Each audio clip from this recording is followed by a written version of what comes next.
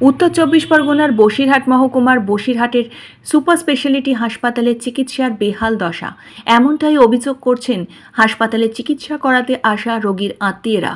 সীমান্তবর্তী এলাকা থেকে সুন্দরবন কয়েক লক্ষ মানুষ এই সুপার স্পেশালিটি হাসপাতালের উপর নির্ভর করে থাকেন চিকিৎসার জন্য।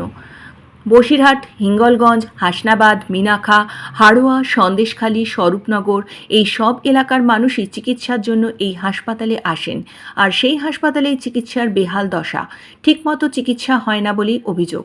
পাশাপাশি এখান থেকে কলকাতার বিভিন্ন হাসপাতালে রেফার করে দেওয়ার অভিযোগও উঠেছে। চিকিৎসা করাতে আসা রোগীর পরিবারের লোকজনের অভিযোগ, রাজ্য সরকার নামেই সুপার স্পেশালিটি হাসপাতাল করে রেখেছেন, কিন্তু সেখানে পর্যাপ্ত পরিমাণে ডাক্তার নেই, ঠিকমতো চিকিৎসাও হয় না। সেই সঙ্গে বিভিন্ন জায়গায় হাসপাতাল চত্বরে নোংরা আবর্জনার স্তূপ পড়ে রয়েছে। রোগীর আত্মীয়দের অভিযোগ, হাসপাতাল চত্বর ঠিকমতো পরিষ্কার পর্যন্ত করা হয় না। Bureau report, news 24। দেখুন, আমরা তো দেখতেই পাচ্ছেন সারা পশ্চিমবাংলা জুড়ে যে স্বাস্থ্য ব্যবস্থা খুব মানে নিম্নমানে চলছে। সেখানে দেখছেন ডাক্তারের প্রচুর নেই এবং হসপিটালে প্রচুর ডাক্তারের অভাব, নার্সিংয়ের অভাব এবং যারা নার্সে তাদেরও অভাব আছে ওখানটায়, এবং পরিষেবা পেতে খুব সমস্যা হচ্ছে। এবং সাধারণ মানুষ যারা এখানে আসছে, আমাদের ধরুন বসিরহাট তো নিশ্চয়ই তার বাইরে নয়, বসিরহাট মানে তার রাজ্যের মধ্যে পড়ছে, এবং সেই ক্ষেত্রে আমার মতে বলে বসিরহাটে নিশ্চয়ই ডাক্তারের এত পরিমাণে অভাব আছে, তাতে ডাক্তার পরিষেবা বাড়ানোর দরকার আছে। যখন মানে প্রত্যন্ত গ্রাম অঞ্চল, আমাদের সীমান্তবর্তী এলাকা প্রচুর লোক এই আমাদের বসিরহাট সাব ডিভিশন হসপিটালের উপর নির্ভরশীল, সেখানে তারা আসছে পরিষেবা নিতে, কিন্তু যখন দেখছে ডাক্তারের অভাব থাকে, তখন ডাক্তার অটোমেটিক যারা আছে সেখানে পরিষেবা না পেয়ে তাদেরকে রেফার করে কলকাতা পাঠানো হচ্ছে, এবং সেইটার জন্য তারা নানারকম হ্যারাসমেন্ট হচ্ছে।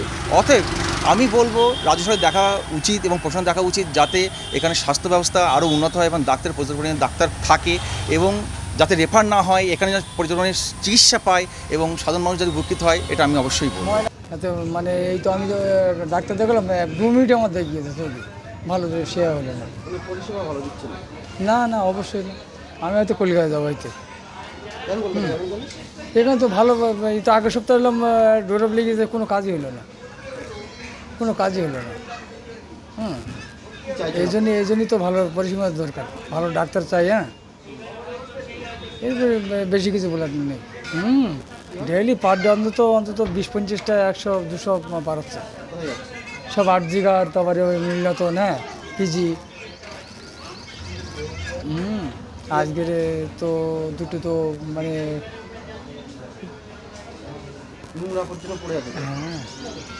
ডাক্তার তো খুব একটা পরিষেবা দেয় না খুব একটা এখানে।